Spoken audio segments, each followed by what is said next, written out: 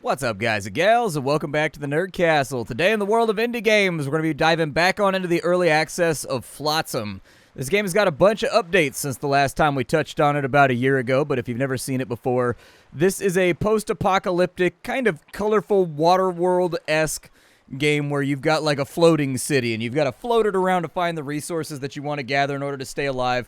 It's sort of like RimWorld meets Kevin Costner, I guess. And so we're going to dive on in, spend about 25-30 minutes with the game and see if it's something you wanted to add to your wish list or otherwise pass on. If after watching this you did indeed want to do that, I'll have links for you down below in the description. You'll also find a link to my social media, my Twitch stream, my Twitter, and my Discord, just in case you wanted to holler at me live and in person. Let's dive on in because we got games to play. Alright, so it's going to give us our first batch of survivors here. And they are going to have kind of like a kit, I guess, that shows sort of what they're good at. I actually really like that visual representation. It doesn't just show you like 3 guys up here. It actually, based on their perks, it'll have them holding like a skillet if they're good at cooking. This guy is a water specialist. This person is really good at building. And so anyways, I like that. It's one of those tiny little details that's only in the game for like 25 seconds while you're selecting your guys. But in my opinion, it's one of those tiny little details that matters and makes the game seem a lot more put together and high quality. So we've got U-Boat. Apparently he was a restaurant inspector and he's good at cooking and fishing. We have Barnacle, who is good at fishing, salvaging, and desalination. Okay. And then we have Salty Bastard, who is apparently a dam builder, mostly construction. Actually, a little bit of everything, but mostly construction. All right, let's go ahead and start the game up. Well, that's it then. The garbage flood wiped out our village. Maybe we should stop sticking to the useless rocks and go explore. Who needs land anyways? Endless blue waves. That's what we need. The flooded world is our oyster. Let's polish this plastic into beautiful, beautiful pearls. Well, we've got to come up with a town name. I'm going to call us the Floaters. Sounds good. All right, and here we are, floating away. There's a whole bunch of plastic right next to our base. If you wanted to harvest that, you just put out a swim buoy. Everything in this game basically functions off swim buoys, and like little guys will go out and they'll collect all that. So we've assigned 3 villagers right now to go out and get as much of this plastic as they possibly can in order to make our lives a little bit easier. I'm going to speed up the gameplay ever so slightly so that we can get a little bit further on in. Now, this base is mobile. One of the big structural changes that they've made to the game in my testing is that previously in earlier builds, you were able to sail, you were able to build an engine, but you did not start out with the ability to move. Instead, they've actually streamlined that, in my opinion. I think it was actually a really good choice. Your ship can just, like, go wherever it wants to go, and our electricity is listed up here on the right. And then they've got, like, a little crank on the back of this right here where if it's low on electricity, one of your little guys will come over here, and he'll just turn the alternator until it charges on up to sort of avoid the issue of you ending up stranded and basically soft-locking yourself out of playing the game, which was definitely a thing that you could do before. This game sort of changed directions, I think. In its earliest iterations, it was very much a roguelite almost, where you were trying to go as far as you could before eventually you got soft-locked and you couldn't go any further. They've changed that around now to where it's much more of a city builder that's got a lot more fault tolerance to it, and it's a lot harder to like lose the game at this point. Up at the top of the screen, we've got 8 food and we've got 12 water. We've got 53 random plastic waste, and we should probably put that to use building something. So we've got 8 floaters. I think we should take the floaters and we should do kind of like a little scaffold over here that sort of just goes out to like, how far can I get that out? There we go. We'll put that out to right there. And then we can also do the same thing on this side, although I may want to wait until that's done before I do it, because if it's not lined up, dude, it's going to drive me absolutely insane in the membrane. So I'm going to put one little leg out right there, and that's built now.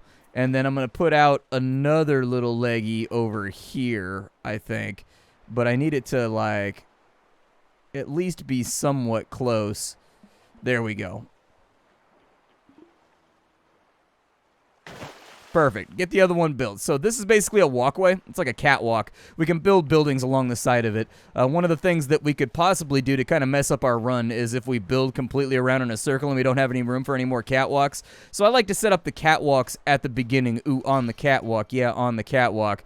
So there it is. We've got that all set up. Now, as far as refining goes, we can get a plastic recycler. That's going to allow us to turn plastic into floaters, which is going to be pretty important. So I'll put one right there, and we'll get that rocking. That way we can turn some of this raw plastic into much more useful sort of buoyancy devices that'll float and be a part of this. The other thing we want to look out for is we need to get some rooms built for our little guys to chillax inside of so that they can hang out and have some Netflix time and not get totally bummed out. Unfortunately, in order to do that, I think we're going to need wood. And so I saw an island. Where was that island at? There's an island over here, and it looks like there is indeed wood on the island. And so my suggestion is we zoom out to here, which you do with your scroll wheel, and then we'll take this on over to here, and we'll just get nice and close up on this island right here. Yeah, there we go. Let's just pull up on it strapped. Perfect. And so here we are. We should be much better positioned in order to go and scavenge things. If you want to harvest an island, you just click on it, and then you just tell them to salvage it. I'm going to send 2 guys out, actually, just to make sure it happens a little bit faster, because we don't have anything we can build anyways. Over here with our floaters, I think we should probably... Do we need floaters for just about everything we do? Okay, well then let's queue up some floaters then. We'll keep some plastic waste laying around. As you can see, our little guy was turning the hand crank right there to make the town heart have electricity again.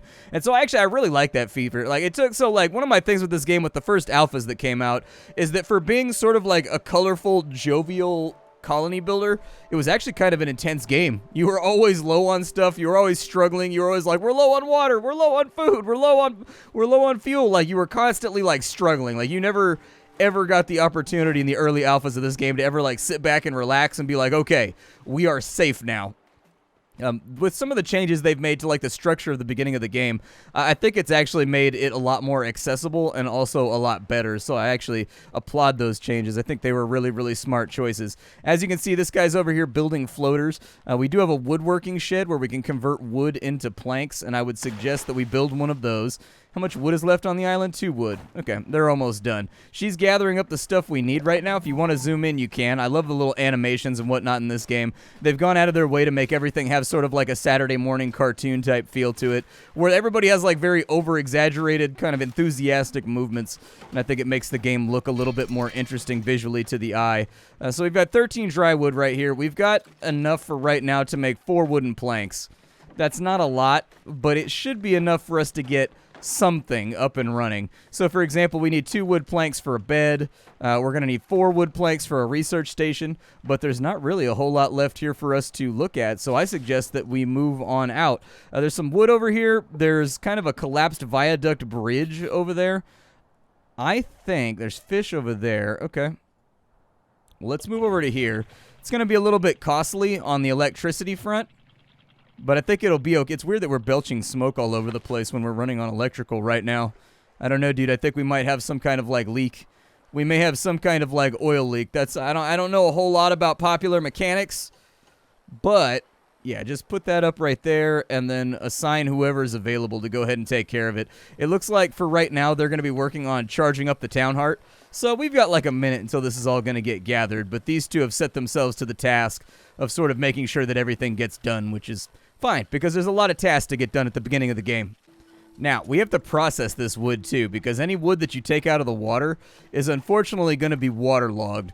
And I don't know what you know about drying wood, but anyways, my old man's a carpenter, and one of the things you run into with wood, unfortunately, is that when it dries, it tends to warp. And so anyways, you want to get the drying done first before you build anything out of it. One of my neighbors down the street built himself a beautiful new fence, and he got all the wood at Home Depot. It turns out they didn't cure the wood properly, so like after 2 or 3 days in the summer sun, it looked like a bunch of busted teeth. It looked like his fence was gorgeous when he first put it up, and then like 3 days later, it just looked like a ramshackle, dude. I can't imagine. I'd be so mad if I was that guy right there. Like, when you go to a store, right, you assume that they're going to have the wood cured properly, especially since like Home Depot supplies to contractors, people that actually charge money for their work and whatnot. Man, I'd be deeply, deeply upset if it was me. I'd be real upset, especially because wood prices are kind of nuts right now. I don't know why lumber is so expensive at the moment, but I'm trying to tell you right now, my old man's a general contractor and a carpenter, and if he goes more than like 8 hours without posting about wood prices on Facebook, I'm going to tell you what, something has gone seriously wrong. You need to check on, somebody needs to send somebody over to the house to check on my dad because he's clearly either not there or not alive anymore because the man, there's a 6-hour gap in between when he can talk about wood prices. That's pretty much it. All right, so we got all the wood out of the ocean right there. I thought the drying rack could hold more than that. I'm a little bit concerned about this. I thought the drying racks could hold like 3 of these. We may need more drying racks. Oh, we've got a desalinator. That'd be a good idea. As far as firewood goes, how hard is it to make firewood? You just need dried out wood? Okay, that sounds good. With this right here, I don't want to auto-queue it right here. I do hope that at some point they add like a gate like RimWorld has, so craft until you have 5, basically, or craft until you have 10. That would be a really, really, really good feature, and I think one that's sorely missed in any colony builder. Over here, we do have the stuff for beds, so I'm going to put the beds over on this side, kind of far and away from the general industry area. It's conducive to good sleep, you know what I mean? People got to get their slumbers in. They got to get fully revitalized, and sleeping in the same place that you work, it seems unpleasant to me. It seems unpleasant and unnecessary.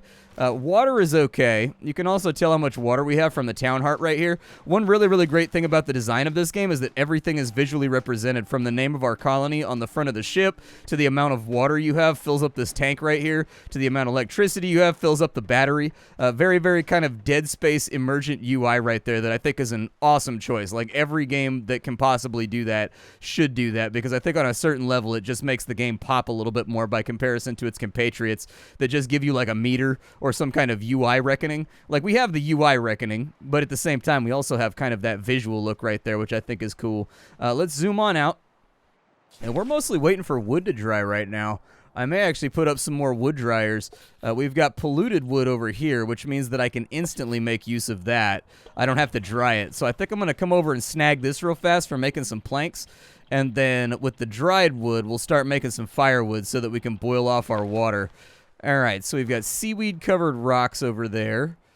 What else do we have? Okay, I kind of zoomed in the wrong spot.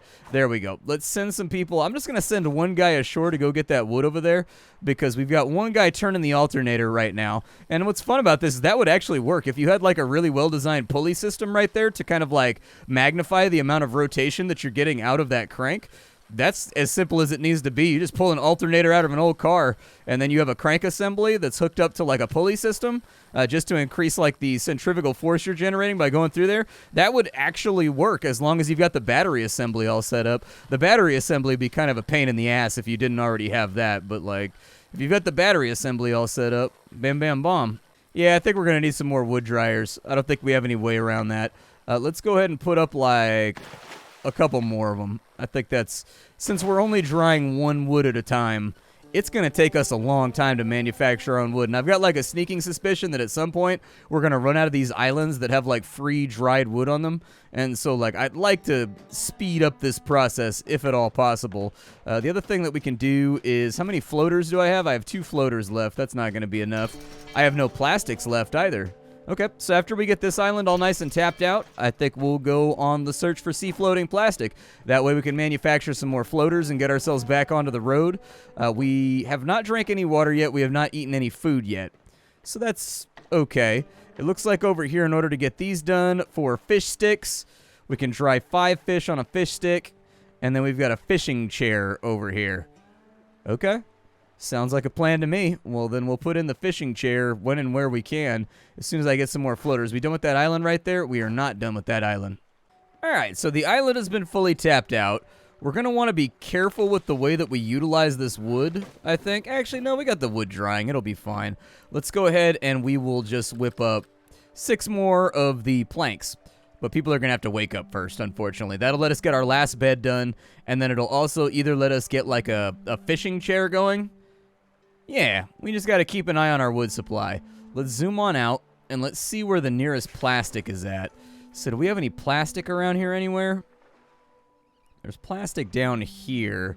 And since that's kind of like a dual purpose right there, like we can get that island while we're down here as well. Like we're fulfilling 2 of our needs in one go. There's also a fishing spot right there if we end up needing it. So like, ooh, I like the way the fog of war is done.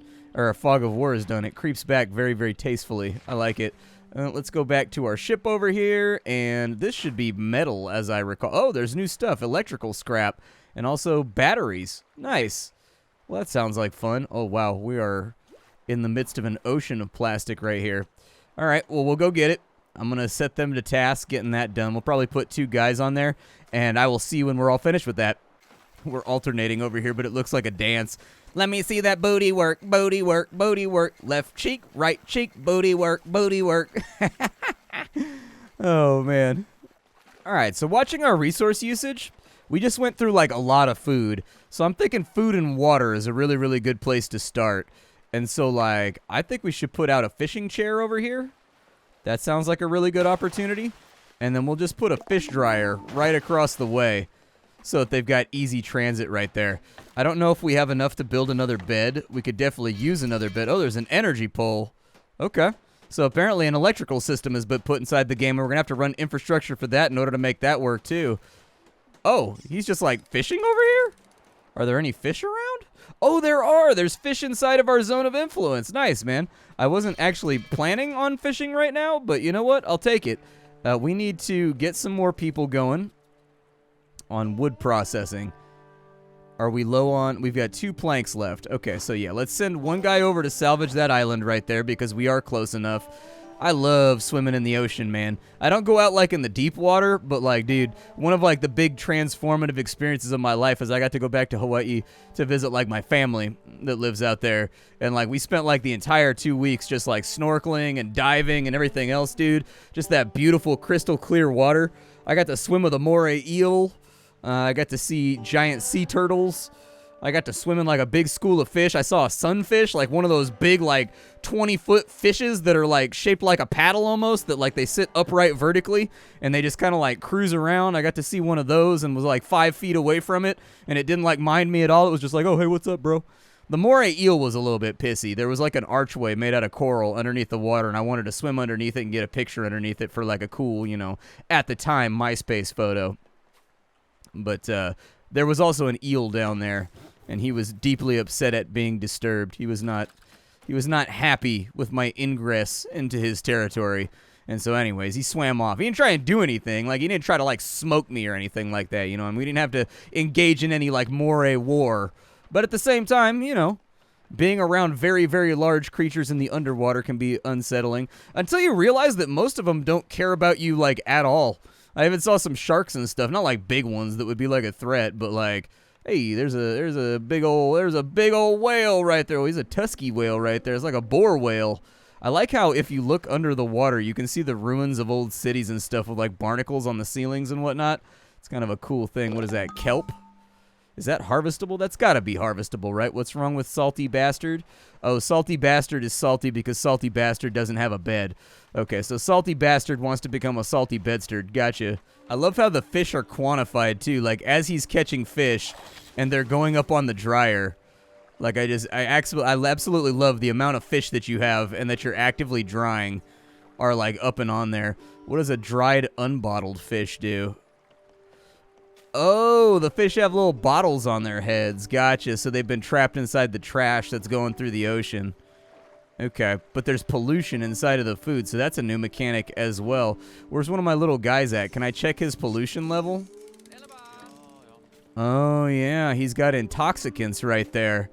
Okay, so that's something we're going to have to actually remain kind of worrisome of.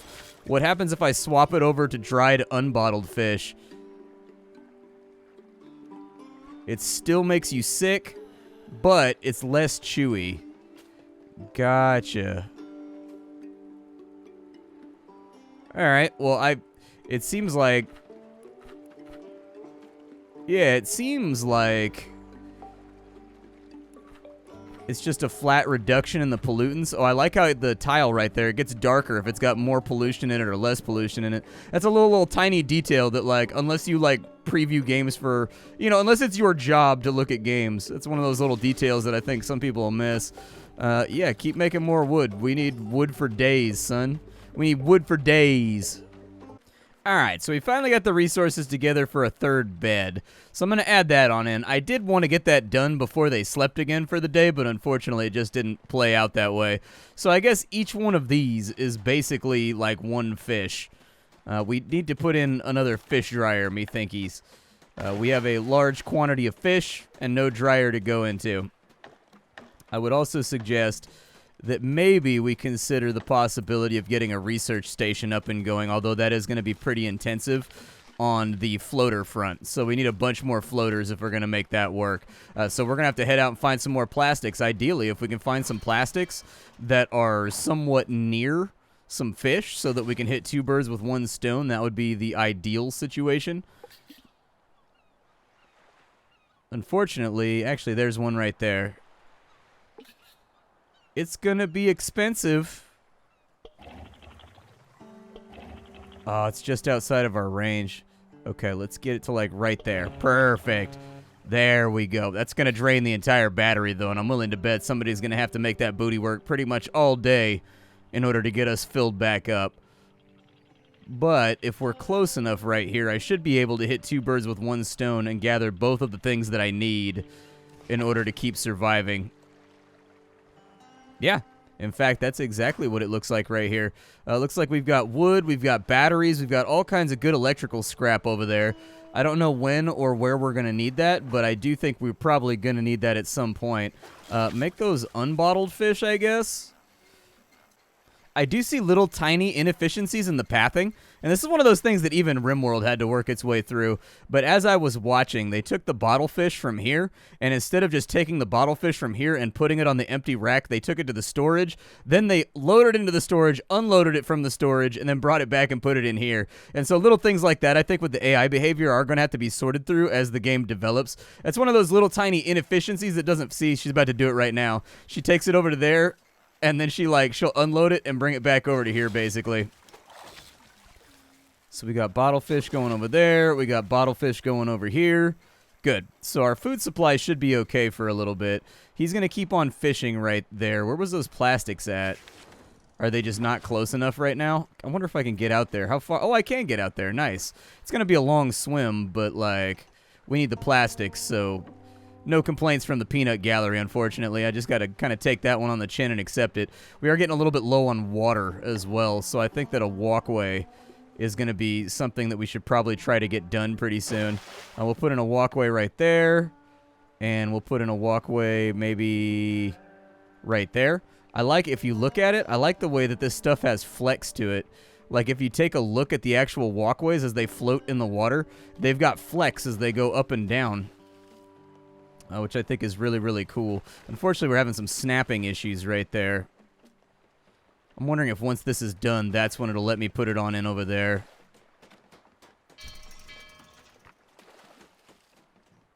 There we go. A few more fish. Throw those on the rack. Make sure the food supply is good. Oh, it was already queued up. Very nice. Okay, so for the Desalinator, we're going to need 8 floaters. Good to know. I've got this on permacraft right here so that we can get our water production up, because we've got our food kind of like right where it needs to be, but it's not going to hold for long, I don't think. Have people been eating the polluted food? So it looks like they prioritize eating the food that is not polluted first. So we've still got a little bit of leeway right there. Okay, so in facing our problems on day 4, we need water. And so I think a desalinator is kind of on the docket right now. I just want to get the basics taken care of so that we'll be all ready to rock. If we have more bottle fish around, I guess throw them on the rack. It looks like we've got oil gobblers right here, but I guess the oil gobblers are not like bottleless or whatever. So I guess we'll just work our way through it, and we'll dry what we have in order to keep people eating. I don't know how to deal with the toxicity situation. I assume there's probably like a research or something that we've got to go through in order to detoxify people. I've got people chopping firewood right now, and I've got people making floaters. We actually seem to have a manpower throughput issue at the moment. That seems to be where we're really at. We've tapped out that fish farm over there, so unfortunately there's no more fishies to be had. We got 4 more foods coming out, so that gives us 8 food, which is like 2-3 days worth, as long as somebody gets a little skinnier. And then we also need the research station, which I feel like is a strong purchase. So let's go ahead and throw that on in as well. And the research station requires power. Okay, so at least we get to play around with the electrical stuff. I don't actually know where it put that. So it looks like it takes floaters for that. And it looks like the energy pole actually goes on the catwalk. So hopefully that'll attach to the battery. I don't know. It seemed like that was the spot where it wanted it to go. So I went ahead and went with it because, you know, path of least resistance and me being who I am. Let's see if it works. Hopefully that doesn't block off the walkway. Oh, it doesn't. Nice. Okay.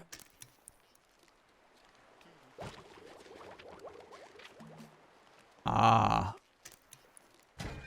Gotcha. Actually, I dig that. I think that's a good addition. It also makes your town seem a little bit more ramshackle with like the wires running all over the place and everything.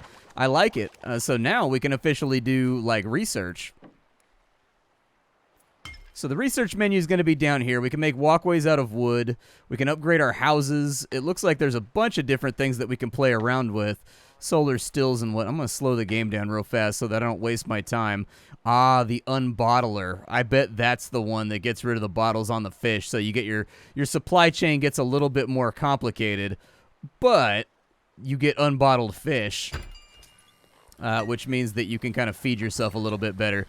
We have 6 firewood over here. I am going to recommend that we make some water real fast. We've already got all the fish from this area, so I don't see any reason to stay inside this little region. We should probably move somewhere else. Preferably somewhere with, like, wood and stuff. Maybe some wood and some fish, I think would be a really, really good place to meet in the middle, but I don't see wood and fish, unfortunately. There is a overgrown wooden ships right there. There's double fish on this side. Okay, so let's truck over here. And we're going to grab this wood real fast. Then we're going to go get both of those fish ponds right there. We're going to try and dry it all out if we can. By then, hopefully our unbottling research will be finished off. Where's my boat at? Hold on. I needs my boat. Where's my boat? I lost my boat. There we go. All right, I found me boat. I need to put down that right there. We need to enlarge that a little bit just to get our hands on as much wood as we possibly can for the moment. I don't know how long the desalinator is going to take. It does look like it's kind of a lengthy process to desalinate the water. So I think it's going to take us a little bit of time. Oh, even with somebody working on the alternator. Oh.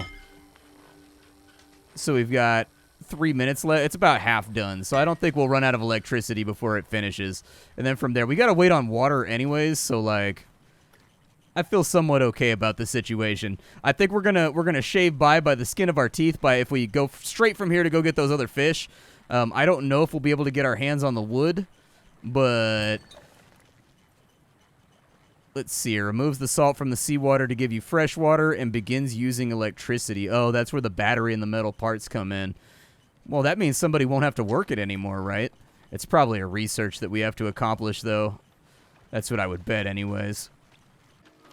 Ooh, our unbottler research is done. I didn't even realize. So that's probably in the food menu right there. It unbottles fish to clean some of the pollution.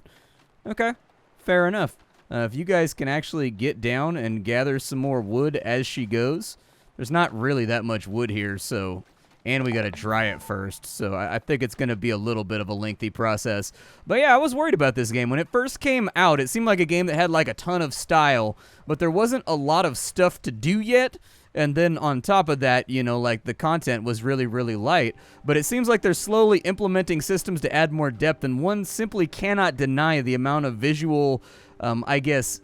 The amount of visual fidelity that they've put into the game, things like the walkways flexing as waves go by, and being able to visually see all your, you know, various resources, as well as looking to see how much you have in a numerical value. I feel like they're doing a really great job with this one. I can't wait to see what the final version looks like.